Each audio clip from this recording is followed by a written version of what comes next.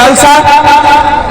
এই জালসাতে আমাদের প্রধান অতিথি গরিবের বন্ধু মতিউর রহমান সাহেব, তিনাকে দাওয়াত দিয়েছেন, কিন্তু তিনি এই জালসায় আসতে পারেনি।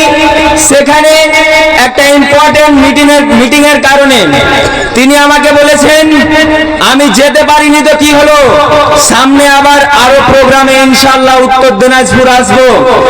আমি বুঝতে পারছি আপনাদের এত মানুষ জালসায়, দোকানে সবাই ছিল কিন্তু সবাই স্টেজে এসে পড়েছেন, অথচ আপনারা যেরকম ভালোবাসা দিয়েছেন, আপনারা মহান আল্লাহকে ভালোবাসেন।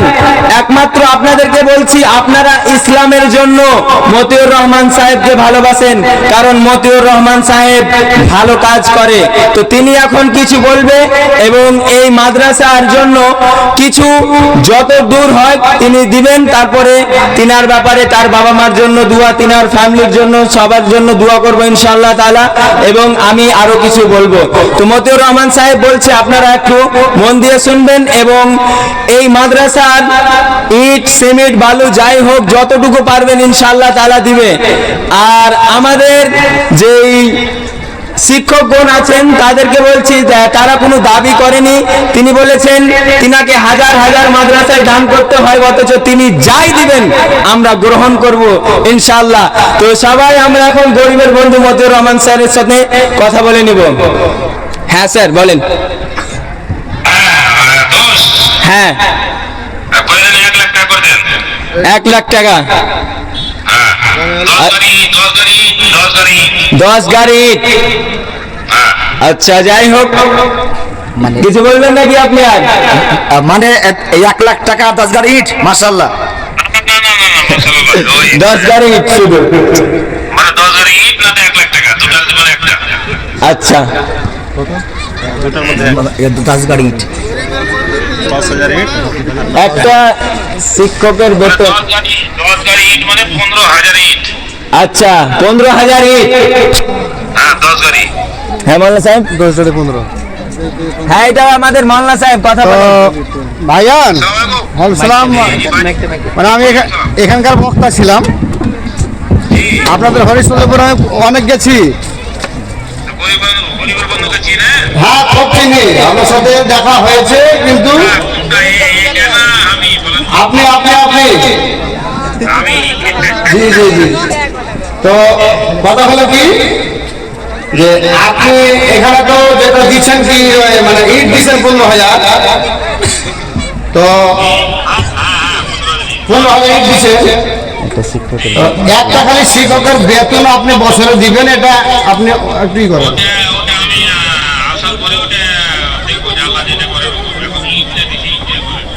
এখন আসছে এইটা দিবেন, আসার পরে চিন্তা ভাবনা করবেন। আচ্ছা আচ্ছা আচ্ছা আচ্ছা ইনশাআল্লাহ। তো হ্যাঁ তো জি আলহামদুলিল্লাহ ভালো। আচ্ছা ইনশাআল্লাহ আলহামদুলিল্লাহ। হ্যাঁ 10 এসছে তো, আমি আসতে পারি না, 10 কে বলছি। মাশাআল্লাহ আলহামদুলিল্লাহ। গরিবের বন্ধু মতিউর রহমান সাহেব এই মাদ্রাসার জন্য 15,000 ইট দান করেছেন, আলহামদুলিল্লাহ। তিনার মা বাবার জন্য দোয়া হবে। তার আগে কিছু কথা বলি যে আমাদের পিছনে করে মতিউর রহমান সাহেব আমাদের মতো সাধারণ একজন মানুষ ছিল, ছোট্ট। যেহেতু রাত অনেক হয়ে গেছে, 2-4 মিনিট আপনাদের কাছে সময় নিব। আমি যখন অত দূর থেকে এসেছি তখন কিছু না বললে কি আর হয়? তো গরিবের বন্ধু মতিউর রহমান সাহেবের ছোট্ট একটা সংক্ষিপ্ত আলোচনা করছি। তিনি আমাদের মতো সাধারণ মানুষ ছিল এক সময়, একদম গরিব ঘরের মানুষ, লবণ দিয়ে ভাত খেয়েছিলেন তিনি যখন দিল্লি যায় জেনারেল টিকিটে 100 টাকায়, মাত্র 100 টাকা পকেটে করে দিল্লি গিয়েছিলেন। সেখানে ইমানদারের সঙ্গে কাজ করে, কষ্ট করে, মেহনত করে আজকে গরিবের বন্ধু মতিউর রহমান হয়েছে। আমাদের সমাজে অনেক কোটিপতি লোক আছে, ধনী আছে, কিন্তু তাদের মন নাই। একটা বাঙালিতে কথা আছে যে আল্লাহ তাআলা যাকে ধন দেয় তার মন থাকে না, আর যার মন থাকে কিন্তু তার ধন থাকে না। অনেক মানুষ আছে তারা বলছে, ইস আমার কাছে যদি কিছু টাকা হতো তাহলে আমরা গরিবের পাশে দাঁড়াতাম। কিন্তু আফসোস, এবং কিছু মানুষের কাছে এত টাকা আছে তারা পারবে, কিন্তু তারা মানুষের পাশে দাঁড়ায় না। তবে যাই হোক, মতিউর রহমান সাহেব অনেক কষ্ট করেছেন, আপনিও পারবেন। আর আরেকটা কথা বলি, ইসলামে টাকা ছাড়া আপনি কোনো মানুষের, কোনো জাতির উপকার করতে পারবেন না। আপনি কি জানেন? আপনাকে প্রুফ দিচ্ছি, আপনি টাকা ছাড়া ইসলামের কোনো উপকার করতে পারছেন না। এই কথা আমার না, মুহাম্মদ সাল্লাল্লাহু আলাইহি ওয়াসাল্লাম খোলা মাঠে বলেছিলেন, তাবুকের যুদ্ধতে ৬,০০০ কিলোমিটার যে দূরে যে তাবুকের যুদ্ধ যেতে হবে, তখন বলছে, উমর তুমি কি দিবা তাবুকের যুদ্ধের জন্য? তিনি বলছে, ইয়া রাসূলুল্লাহ আমি আমার সম্পদের অর্ধেক দিয়ে দিলাম। আবু বকর রাদিয়াল্লাহু তাআলাকে হারানোর জন্য বলছে কি, উমর রাদিয়াল্লাহু তাআলা বলছে যে আমি আমার সম্পদের অর্ধেক দান করে দিলাম। এবার বলছে আবু বকরকে, তুমি কি দিলা? বলছে আল্লাহর কসম, ওয়াল্লাহি আল্লাহর কসম। আল্লাহ আর রাসূল সাল্লাল্লাহু আলাইহি সাল্লামকে বললেন, আল্লাহ আর আপনি ছাড়া ঘরে যা আছে সব দিয়ে দিলাম। তখন উমর রাদিয়াল্লাহু তাআলা বললেন, আমি হেরে গেলাম, কিয়ামত পর্যন্ত এই মানুষকে ডেঙ্গে যাওয়ার মতো কিছু নাই। বলছে কি, ঘরে যা আছে সব দিয়ে দিলাম। আরেকটা কথা, এবার বললে উসমান রাদিয়াল্লাহু তাআলাকে, উসমান তুমি কি দিবা? সে বলল, ইয়া রাসূলুল্লাহ এবার কিন্তু টাকা। বললেন, ইয়া রাসূলুল্লাহ তাবুকের যুদ্ধতে যত মানুষ যাবে তার অর্ধেক মানুষের যাতায়াত খরচা, খাওয়া দাওয়ার খরচা আমি নিয়ে নিলাম। ৩০,০০০ লোক গিয়েছিল তাবুকের যুদ্ধতে, ১৫,০০০ মানুষকে উট দিয়েছিল আর ১৫,০০০ মানুষকে খাবার। কখনো কি কল্পনা করেছেন টাকা না থাকলে আপনি কোনো জাতির উপকার করতে পারবেন না? যদি আপনার কাছে টাকা থাকে তাহলে এইরকম মাদ্রাসায় আপনি দান করতে পারবেন। আপনার কাছে যদি টাকা থাকে তাহলে আপনি ইয়াতিম মানুষদেরকে কাপড় পরাতে পারবেন।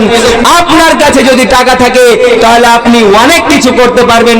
টাকা লাগবে, কিন্তু হালাল পথে উপার্জন করতে হবে। মনে রাখবেন, টাকা ছাড়া আপনি কোনো জাতির উপকার করতে পারেন না, টাকা ছাড়া আপনি কিছুই করতে পারেন না। অথচ টাকা আমাদেরকে উপার্জন করতে হবে।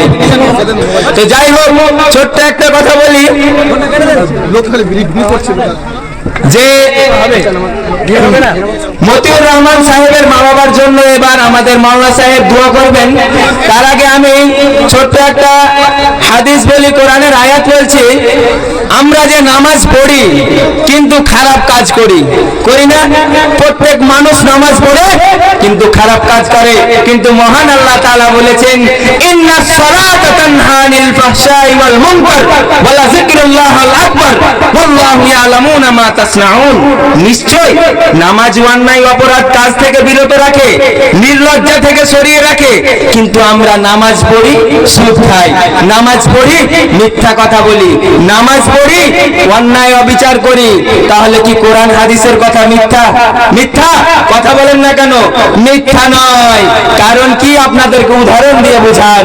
মনে করেন যে আপনি রাতে ঘুমিয়েছেন মশারির তলে, মশারি টাঙ্গা আছে একদম হ্যাংঠেগেরা, বাঙালিতে বুঝতে পারছো, হ্যাংঠেগেরা টাঙ্গা আছে, কিন্তু তাও যদি রাতে মশা লাগে তাহলে আপনাকে ভাবতে হবে যে মশারির কোনো এক জায়গা ফুটা আছে। ঠিক তেমনই নামাজ পড়ার পর যদি মানুষের হক মেরে খান, নামাজ পড়ার পর যদি মিথ্যা কথা বলেন, নামাজ পড়ার পর যদি সুদ খান, তাহলে মনে রাখবেন আপনার নামাজে কোনো এক জায়গায় ফল্ট হচ্ছে। অথচ নামাজ হয়তো আপনার উজু ঠিক হচ্ছে না, হয়তো আপনি যেই জামাটা পরে আছেন সেটা হারাম টাকায়।